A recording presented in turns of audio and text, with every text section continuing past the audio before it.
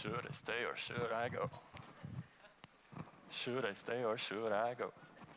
Est-ce que je dois rester ou je dois partir? Cela me rappelle quelque chose. Bonjour à l'Europe et bonjour à un autre dialogue de citoyens. Bonjour, il y a un an, nous avons partagé la scène ensemble et cette année-ci, nous sommes à nouveau là. Nous allons parler d'un dilemme aujourd'hui concernant notre situation. Est-ce qu'il faut rester ou partir? Dino, vous n'avez pas le choix, vous devez rester ici sur scène avec moi. Je ne vais pas vous laisser seul avec l'audience que nous avons, les participants.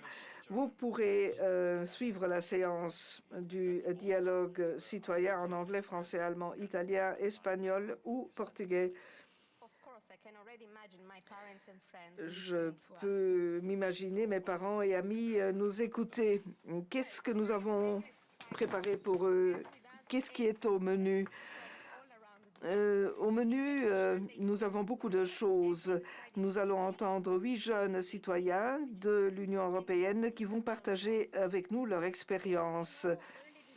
Vous vous souviendrez que la Commission européenne, au début de l'année, a publié une communication concernant l'exploitation des talents dans les régions européennes.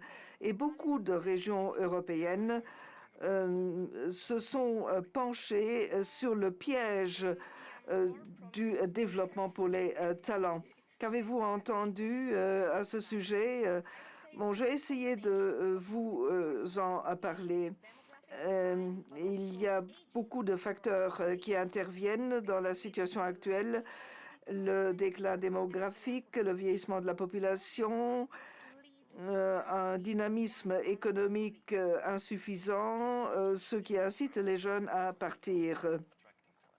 Oui, donc cela inciterait les jeunes à partir. Nous avons aussi un problème par rapport aux talents qu'il faut retenir. Au cours de la première partie du dialogue, nous allons parler des défis dans nos propres pays à relever. Ensuite, nous parlerons des défis qui se posent lorsque l'on quitte son pays. Nous allons entendre une série d'histoires, de narrations au sujet de cette situation et nous souhaitons la bienvenue maintenant à la commissaire européenne pour la cohésion et les réformes, Madame Elisa Ferreira.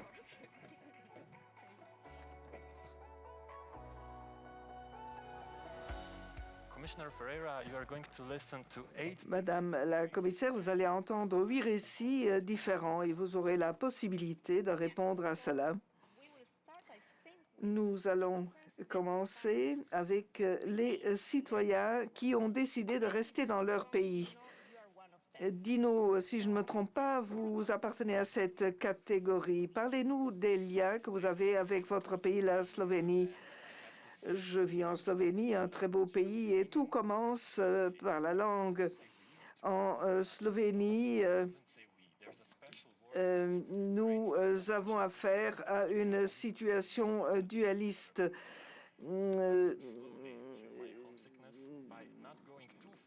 Je ne vais pas trop m'écarter de mon pays et je vais commencer par le premier récit qui va être présenté par Marco de Croatie.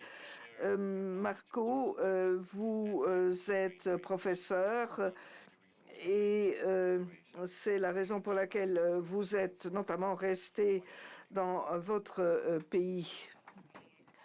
Bonjour à tout le monde. Je m'appelle Marco. Je viens de la partie nord-ouest de la Croatie. Je suis professeur dans le supérieur. La Croatie est le dernier pays qui a adhéré à l'Union européenne.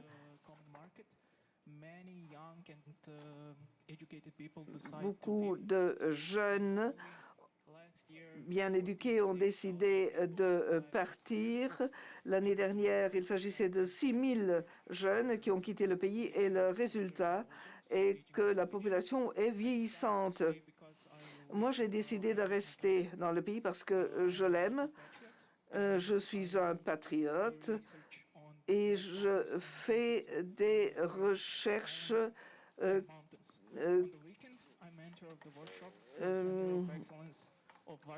je travaille également dans le domaine de la biologie chimique. Nous voulons créer des talents pour permettre aux jeunes de résoudre des problèmes, d'être créateurs et de participer. Parmi les aptitudes, bon, nous sommes un petit pays, mais nous avons beaucoup d'atouts. Nous allons maintenant passer la parole à Larissa Nicoleta Bejan de Roumanie. Bonjour à tout le monde, je m'appelle Larissa et je viens de Roumanie. Je suis née dans un pays qui se caractérise par la fuite des cerveaux. Moi, j'ai décidé de rester parce que je suis très engagée dans mon pays et j'espère que nous connaîtrons un développement. Moi, je voudrais y participer. Je travaille dans des organisations de jeunes, organisations internationales, et nous avons toute une série de programmes que nous suivons.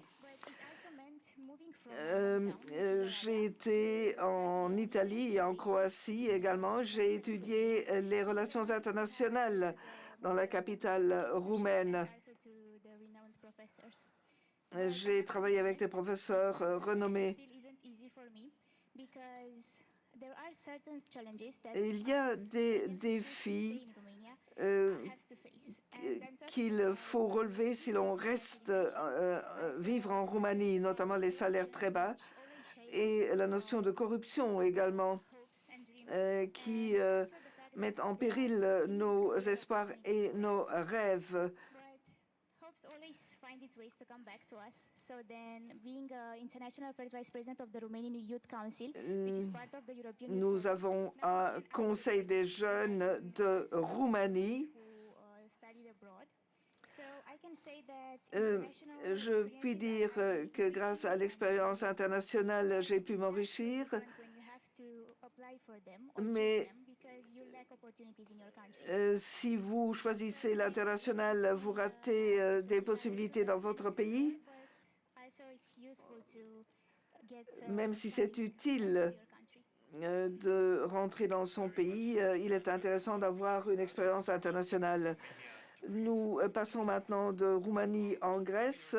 Alexandros Papadimitrou, vous avez des liens étroits avec votre région du Péloponnèse. Je viens de Kalamata, qui est dans le sud du Péloponnèse, en Grèce. Après mes études d'ingénieur en 2020, j'ai rencontré beaucoup d'obstacles pour trouver un emploi.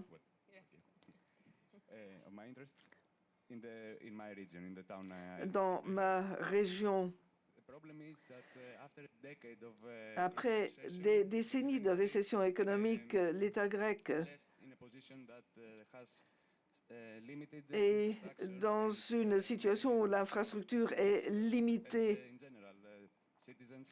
et cela rend la vie difficile pour les ingénieurs et pour la population d'une manière générale. Le Péloponnèse est une région qui attire de plus en plus de visiteurs, qui explorent la beauté de la région. Et la nourriture est très bonne également, mais sur le plan social et financier, nous vivons une période de stagnation.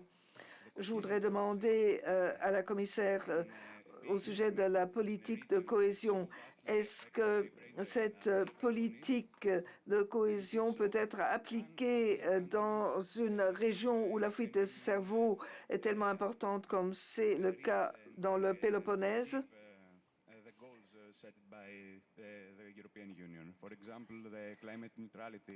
Est-ce que les objectifs de la neutralité climatique qui ont été prévus par l'Union européenne pour 2030 pourront être atteints également chez nous? La commissaire va bientôt arriver. Nous allons maintenant passer la parole à Claudio Gomes du Portugal. Vous avez des problèmes du côté du financement de la recherche. Bonjour, je viens des Açores.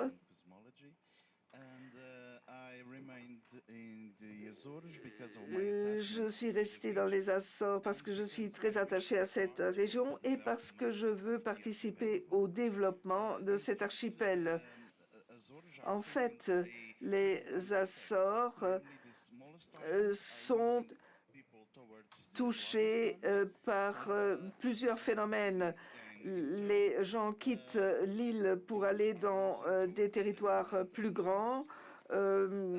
D'autres veulent travailler dans les ports et le territoire portugais. Et c'est la raison pour laquelle on perd des personnes avec une éducation plus élevée. Il est important de traiter ce problème de fuite de cerveau. Une des possibilités, c'est de promouvoir les mathématiques, la technique, l'électronique. Il faudrait également prévoir un financement particulier pour la recherche et prévoir également des possibilités pour les développements professionnels. On doit pouvoir bénéficier d'aide étant donné que nous sommes une région ultra-périphérique, pour que nous puissions conserver les cerveaux et aussi importer des cerveaux de l'étranger. Madame la commissaire, vous avez entendu ces récits. Vous pouvez aussi répondre à Alexandra. Je voudrais tout d'abord vous remercier tous d'être ici.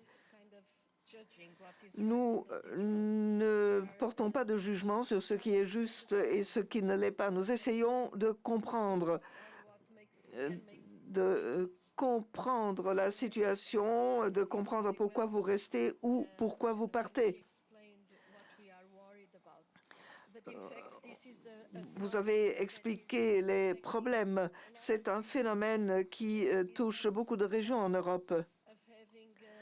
C'est le problème d'avoir une vision qui représente plus d'un tiers de la population en Europe, une population qui perd son énergie. Il faut donc pouvoir retenir les gens pour qu'ils puissent survivre dans tous les États membres. On a compris que cela bloquait le développement de jeunes et ce qui pourrait les faire croître manque. Je ne sais pas si vous connaissez la politique de cohésion, mais la politique de cohésion vise à rééquilibrer la croissance. S'il y a des mouvements et si personne n'intervient, certaines régions sont vraiment des régions vieillissantes. Ces personnes ne contribuent pas de manière positive à la richesse générale, alors que ces personnes ont beaucoup à offrir. Dans beaucoup de régions, il y a une grande diversité des ressources naturelles, des capacités touristiques des chercheurs et les conditions pour développer certains types de recherche où il y a un patrimoine, etc. Donc, il y a un potentiel pour contribuer au bien-être général, mais s'il n'y a qu'une population de retraités qui y vit, la seule chose qui est importante, ce sont les services de santé et les services d'aide, ce qui est mauvais pour la région. Et beaucoup quittent également pour aller vivre dans des plus grandes villes.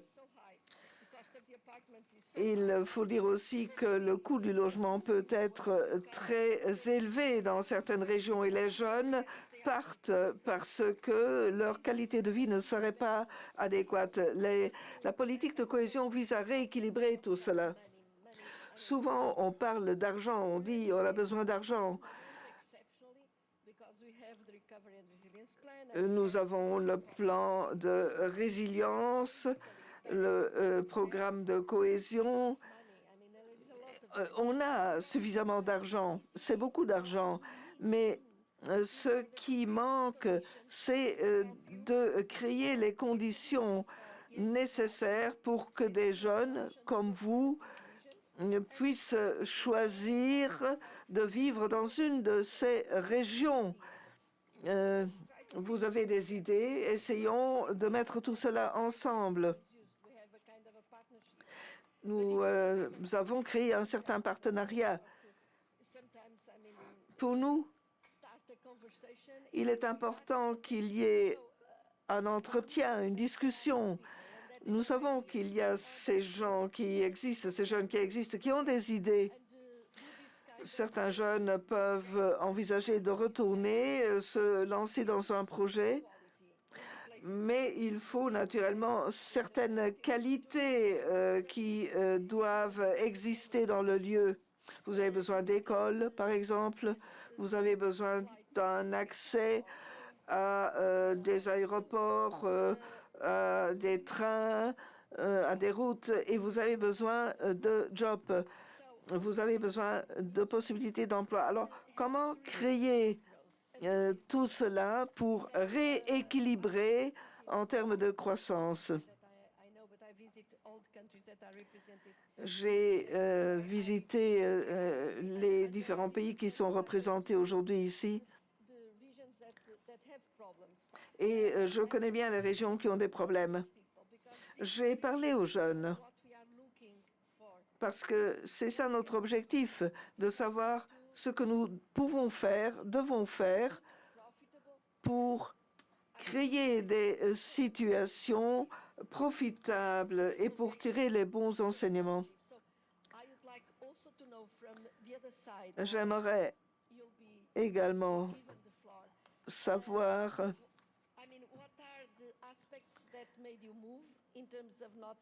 quels sont les aspects qui ont été pris en considération pour quitter la région ou le pays, mais il est possible aussi que là où il y a une forte densité, les personnes reviendront et vont se lancer dans des projets. Alors, quels sont les ingrédients nécessaires? J'ai peut-être anticipé des questions, mais ce qui m'intéresse, c'est de savoir quelles sont les conditions nécessaires pour que l'énergie puisse être exploitée. Parmi les ingrédients, il faut citer les salaires. Merci beaucoup. Merci beaucoup, Madame la Commissaire Ferreira. Nous entamons la deuxième partie du dialogue. Alors, je vais entendre les histoires de ceux qui restent. Alors, oui, je suis une de ces personnes. J'ai quitté.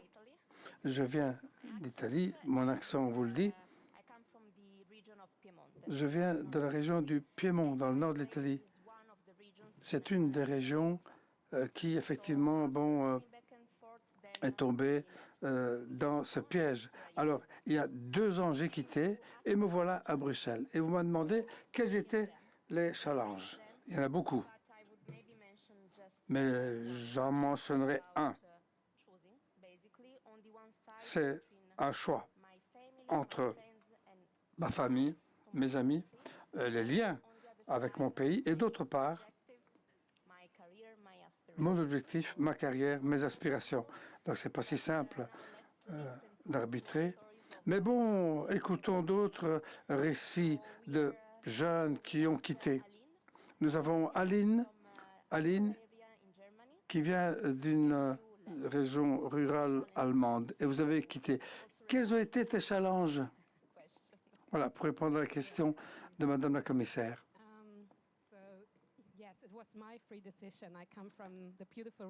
Je viens de la belle région du Baden-Württemberg. Bon, il n'y a pas le piège de la fuite des cerveaux. Je me suis déplacé en Lettonie, et puis les Pays-Baltes, et puis en Finlande, et puis maintenant je vis en Suède. Alors, quelle a été mon expérience? Et donc, je voudrais vous parler. Bon, c'est aussi pour que ceux qui restent en profitent. Je pense que lorsque j'ai quitté, bon, j'ai un peu sous-estimé le cercle de mes amis et j'étais en Lettonie, dont les parents devaient travailler pour des raisons économiques. Et là, je me suis demandé, mais qu'est-ce qu'il faudrait faire pour cette communauté?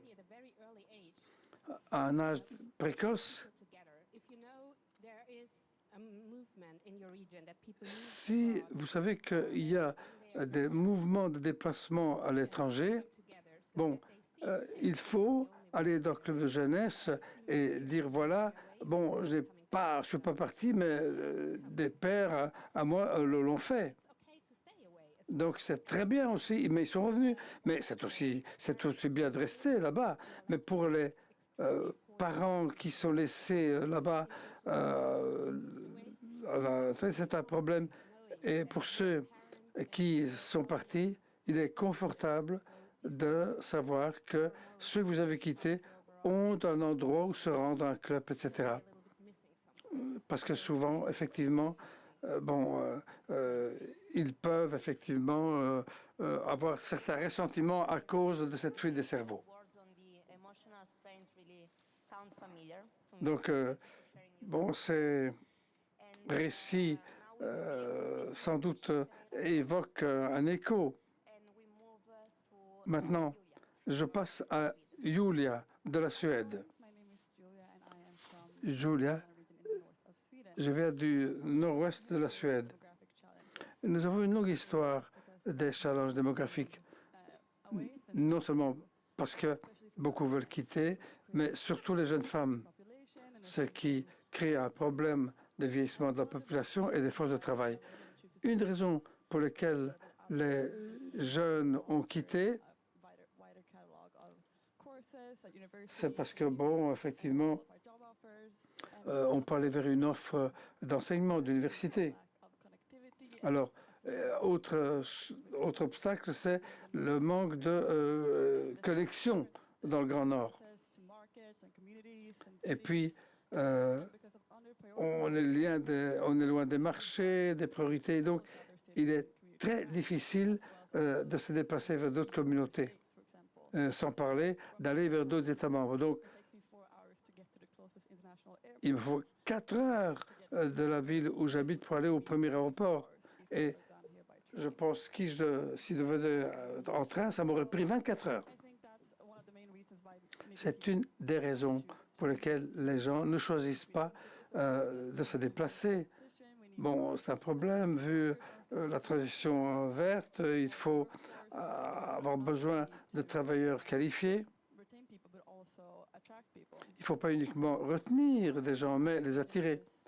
Et ma région, fait partie des régions arctiques, peut, avec une densité de population très très faible, et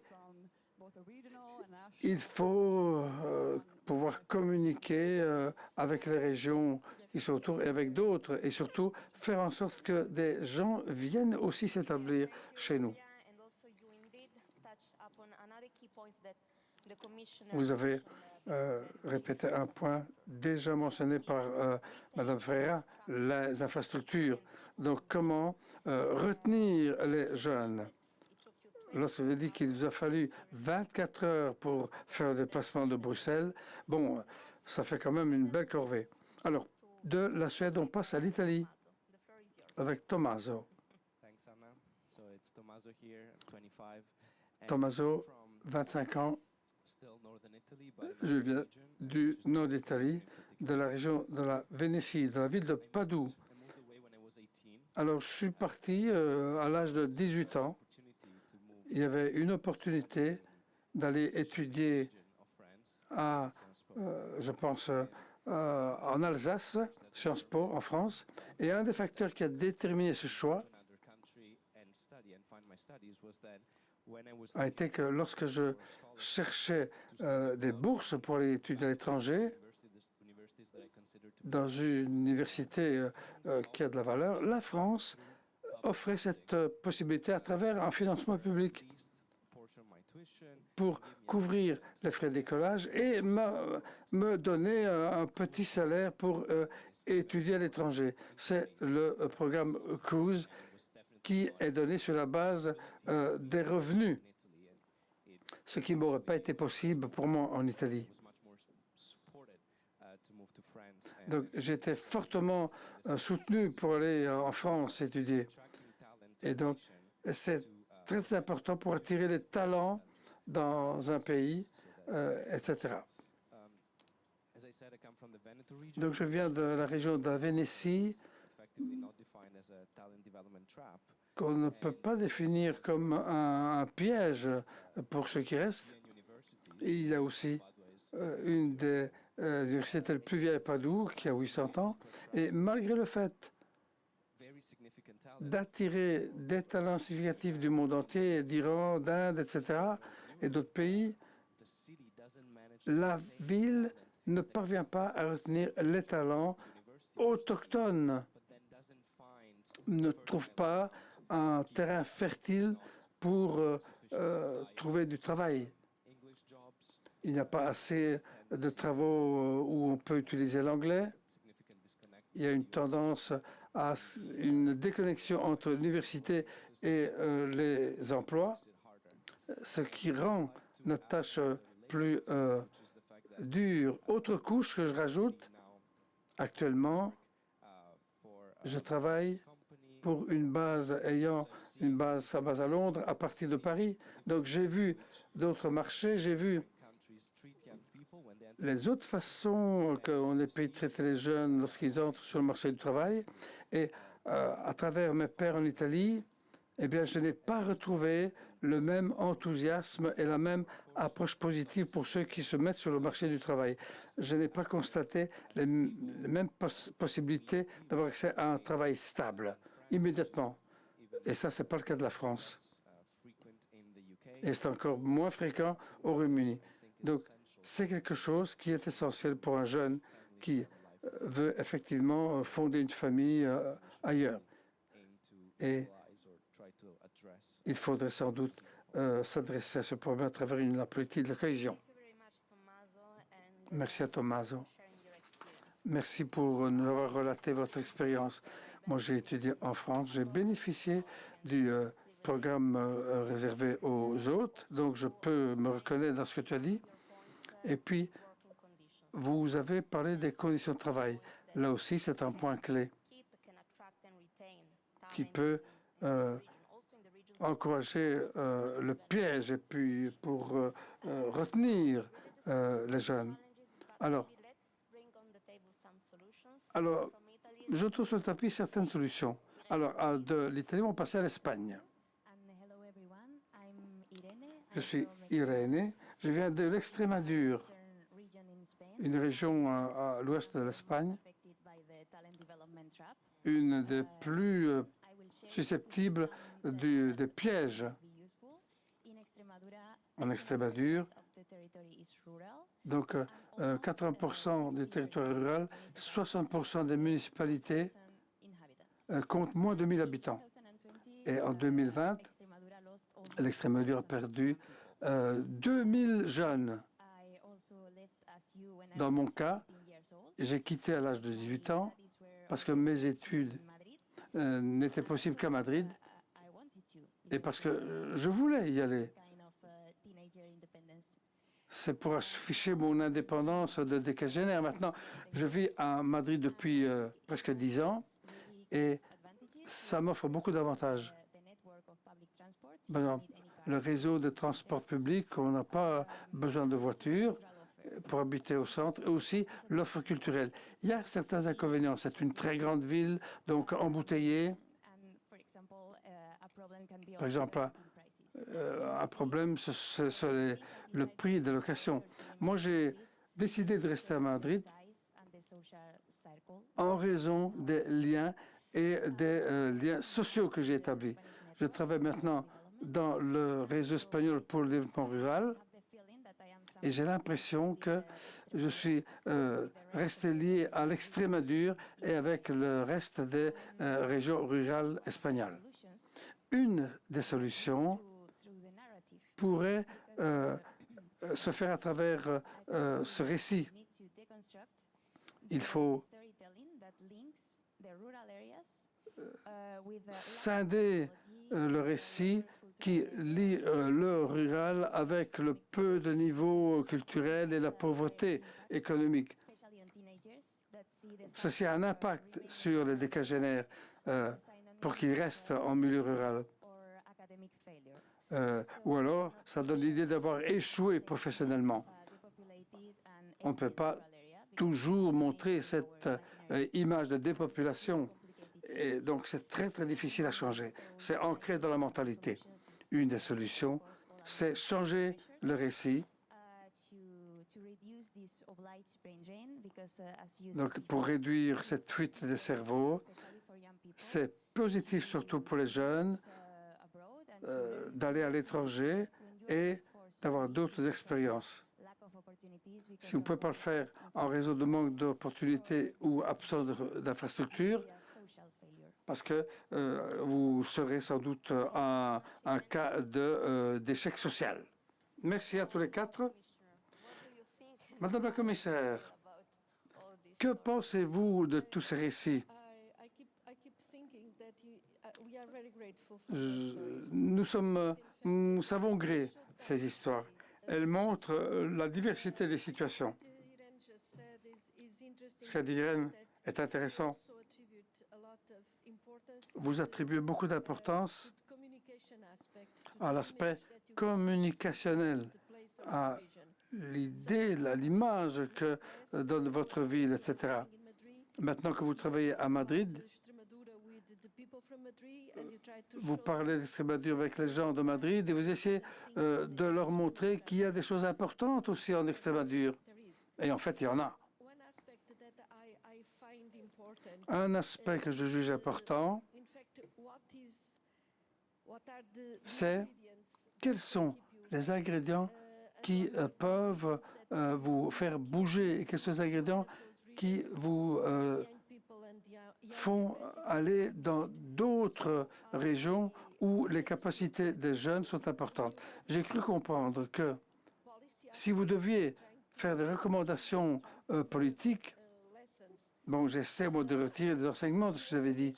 Vous avez aussi mentionné l'attitude à l'égard des jeunes.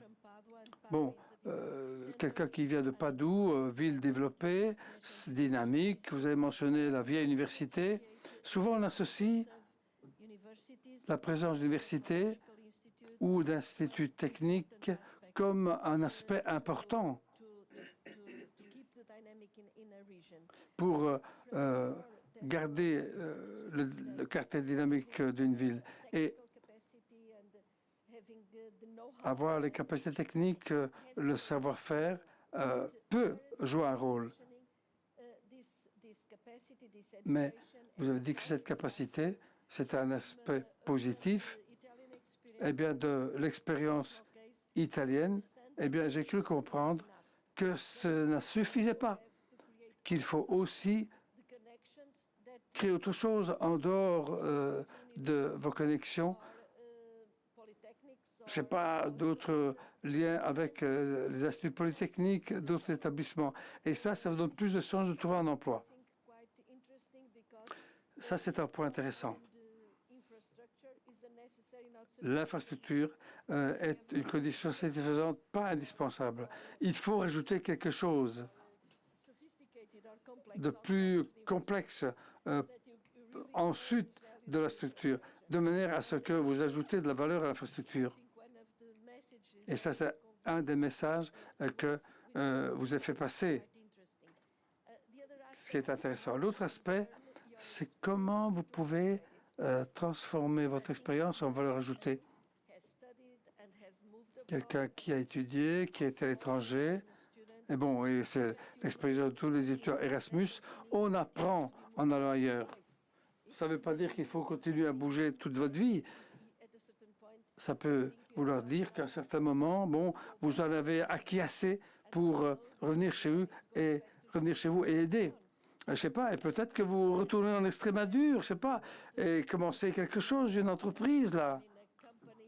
Créer, je ne sais pas moi, une entreprise pour exploiter les potentialités touristiques ou bien le patrimoine artistique des guest house, etc.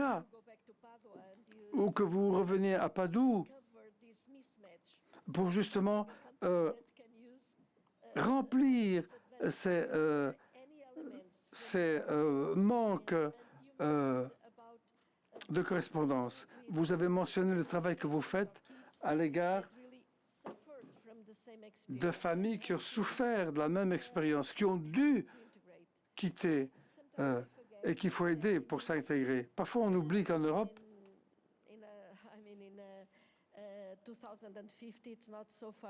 bon, et puis 2050, c'est pas tellement loin, on estime qu'il y aura 35 millions de personnes à la recherche d'un emploi. Beaucoup de gens veulent venir en Europe, veulent essayer de décrocher un emploi en Europe. Ici, on parle des mouvements internes, bien sûr, au sein de l'Europe. Mais vous pouvez attendre à beaucoup d'arrivages, car on a besoin d'un emploi. Aussi parce que l'Europe est embarquée dans un processus de vieillissement. Donc, ces gens veulent fonder une famille et il faut créer les conditions pour le faire. Encore une fois, c'est une question d'attitude qu'on attribue aux jeunes. Quelles sont les conditions qui vous font bouger parce que vous voulez fonder une famille? Si pour aller contre cette tendance qui consiste à perdre des jeunes, quelles sont les conditions pour cela? Car les gens qui sont dans des grands centres, eh bien, c'est beaucoup plus difficile de fonder une famille dans ces centres plutôt que d'être dans un endroit moins développé, mais là où vous avez plus de liens avec les familles, vous avez plus de sécurité. Il ne faut pas supporter tous les coûts que vous avez mentionnés pour effectivement vouloir se déplacer vers une autre région. C'est une problématique très complexe, tout ça. Mais je pense vraiment que nous sommes en train de toucher à bon nombre d'éléments qui sont très importants. Souvent, on parle beaucoup d'infrastructures, mais ça va plus loin que cela. Donc, est-ce que vous pourriez mieux développer là? Quels sont les éléments? Comment pouvez-vous ressentir que vous avez pu vous développer, vous avez grandi? Est-ce que vous avez contribué ce que vous pensez pouvoir contribuer au développement général de l'Europe? Voilà, c'est quelque chose sur quoi j'aimerais en savoir plus sur la base de votre expérience. Alors, à qui puis-je donner la parole pour les jeunes parmi nous? C'est surtout relater votre expérience personnelle, bien sûr.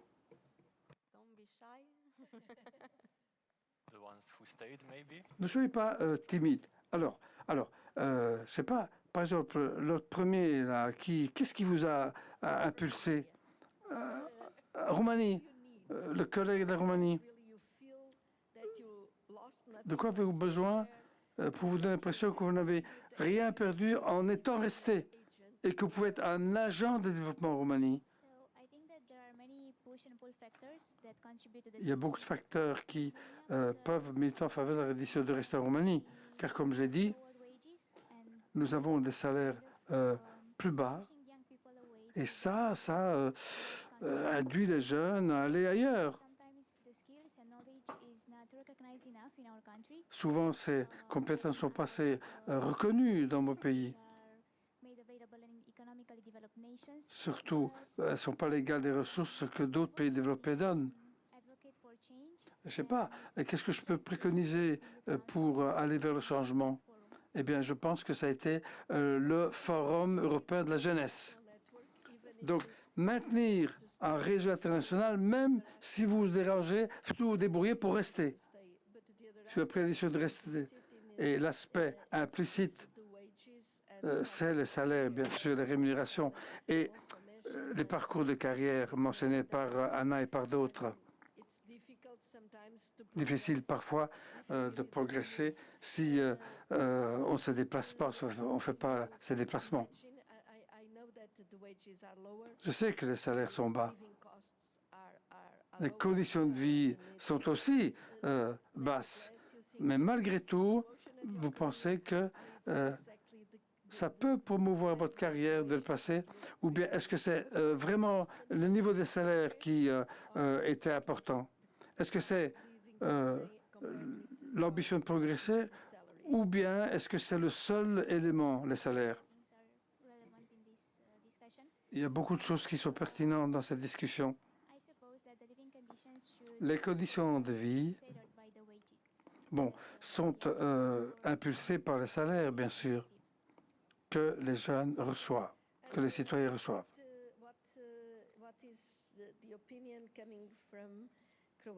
Et la Croatie, que pense-t-elle, qui se développe à un rythme vraiment accéléré? C'est une des étoiles de l'intégration européenne. La cohésion y est pour quelque chose. Adopter la même devise, etc. Schengen. On est passé de la kuna à l'euro, c'est vrai.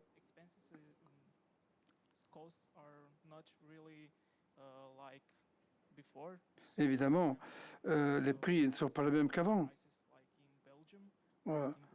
On a les prix pareils au café, par exemple, pour chez nous. Or, les salaires sont nettement inférieurs. Pour les connexions, 1 heure pour aller en Autriche, 1 heure pour aller en Slovénie, mais nous avons besoin de certaines incitations, surtout si on veut fonder une famille.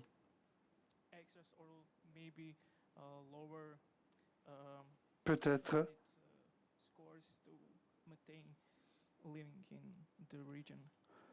on pourrait accepter un scoring inférieur de performance pour la région.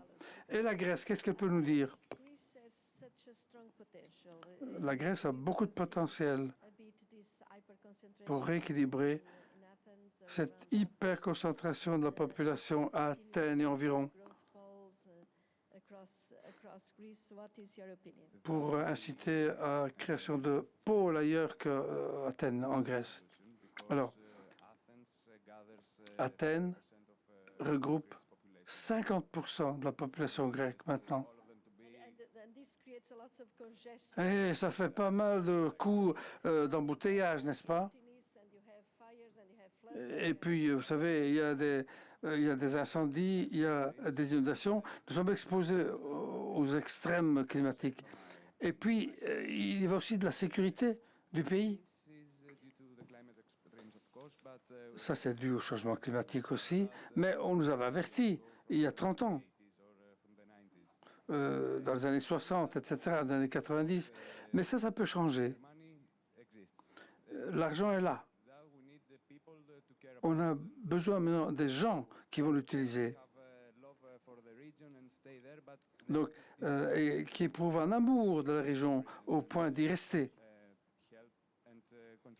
pour aider et contribuer à effectivement améliorer le sentiment de sécurité. C'est ça qui manque, par exemple, dans des régions comme le Péloponnèse, l'Extrémadure en Espagne pour attirer les jeunes. Mais quel est votre rêve pour l'avenir pour chacun d'entre vous? Est-ce que vous voulez lancer une affaire?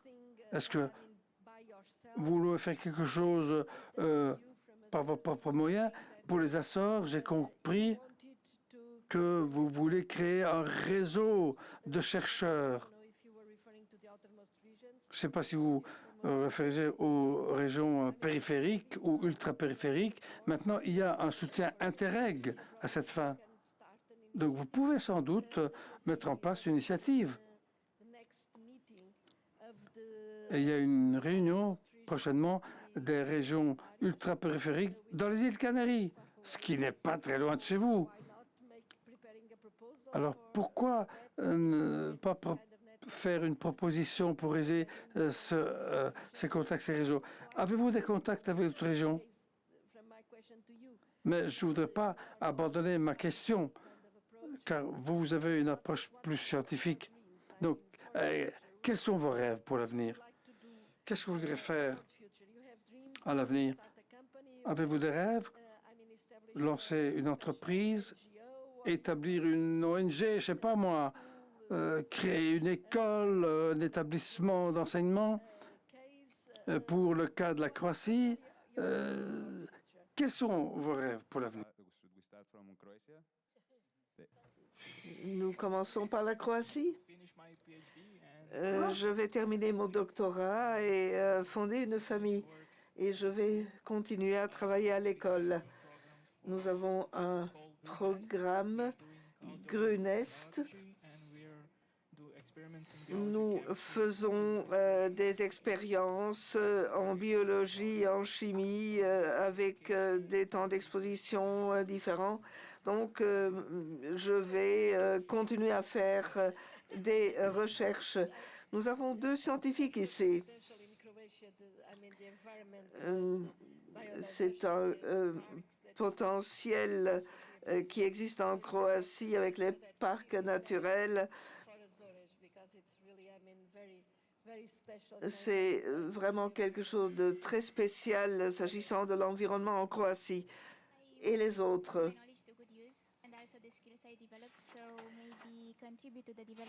Je voudrais contribuer au développement de mon pays en entrant dans la diplomatie ou les relations internationales.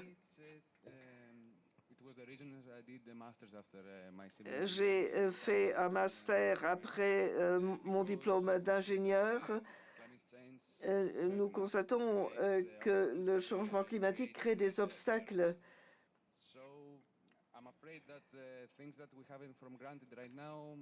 Ce que l'on prend pour garantie aujourd'hui n'existera plus dans 40 ou 50 ans. Donc, je travaille au développement pour aider mon pays et l'Union européenne pour les aider à créer des villes plus durables et qui soient moins exposées au changement climatique.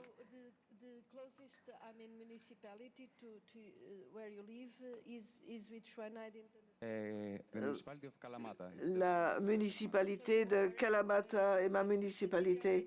Vous avez déjà présenté vos idées à cette municipalité et vos informations sont utilisées par les autorités. Je viens de terminer mon master et donc je n'ai pas encore présenté quoi que ce soit. Bien.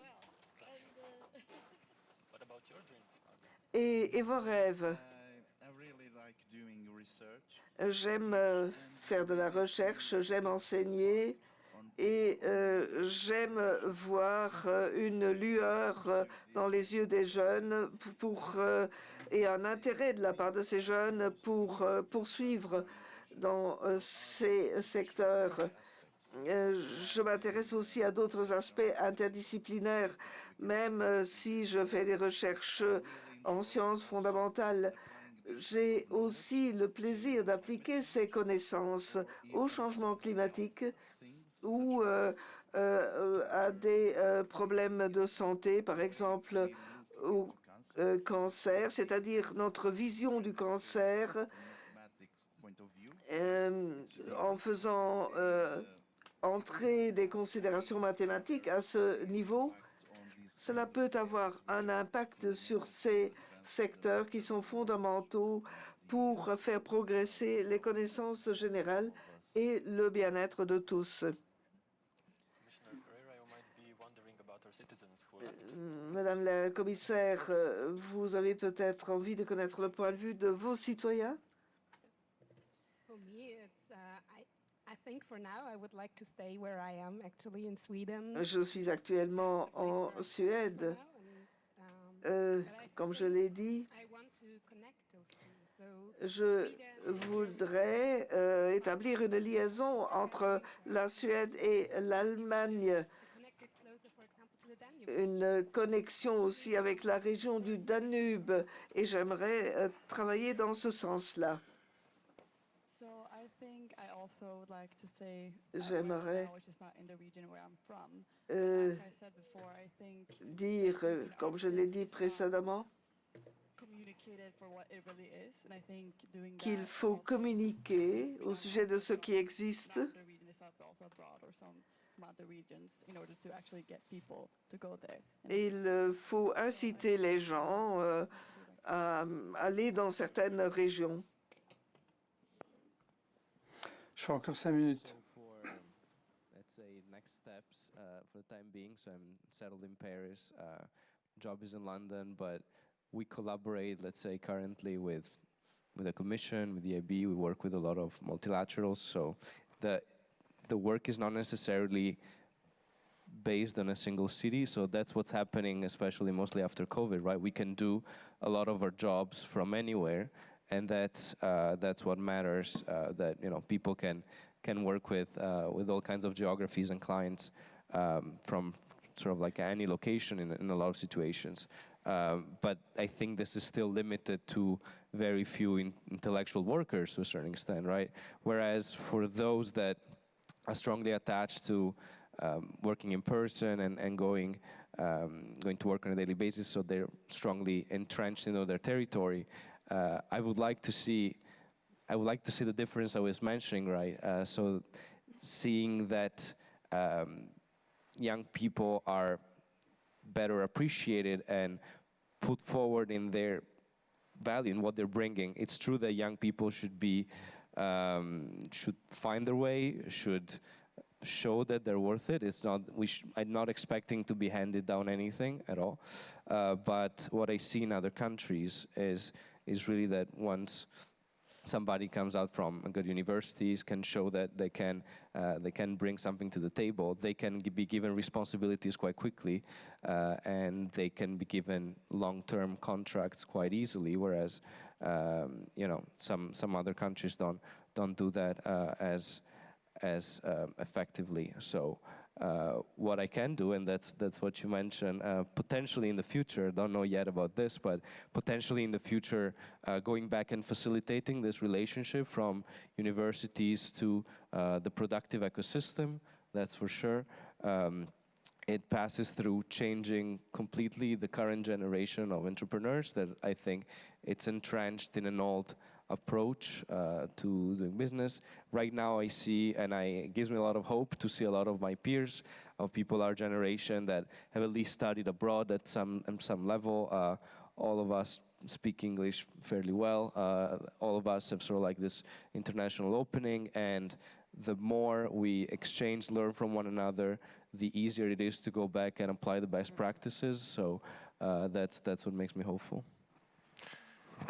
Irene, what about your wishes for the future? My wishes, my dreams. Alors, mon souhait. Pour l'instant, je vais rester à Madrid. Comme j'ai dit, bon, j'ai mes contacts sociaux, j'ai mon travail, mais potentiellement, un beau jour, je risque de rentrer en Extrémadure. Ma famille y est. Et donc, c'est quelque chose qui fait partie de mon attraction de retourner. Et il y a d'autres possibilités en Extrémadure.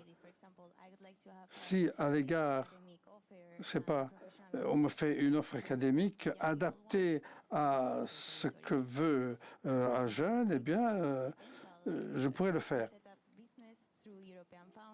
Bon, on peut monter une affaire en profitant des crédits européens. J'en connais qui ont fait ça, mais j'ai l'impression que je travaille dans un milieu rural aussi pour l'Extrémadure. Peut-être que je vais monter une affaire à l'avenir, je ne sais pas. Je ne le pense pas, mais enfin, c'est possible. Alors, on a soulevé beaucoup de questions, beaucoup de problèmes.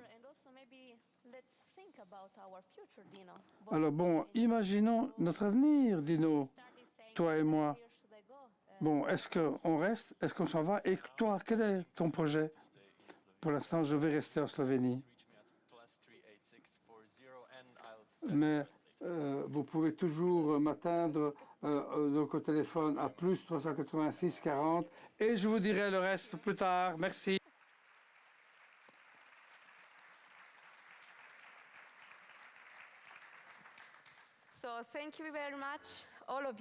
Merci beaucoup à tous. Merci aux jeunes citoyens. Merci à Madame la commissaire. Je voudrais maintenant vous guider vers notre réception dans la salle Agora.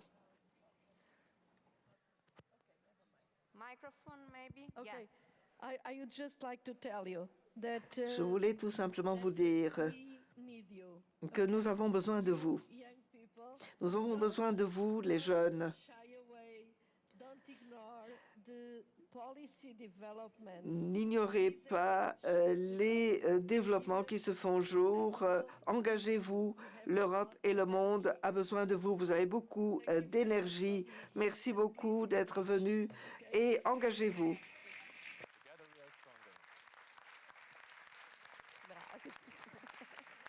Thank you so much.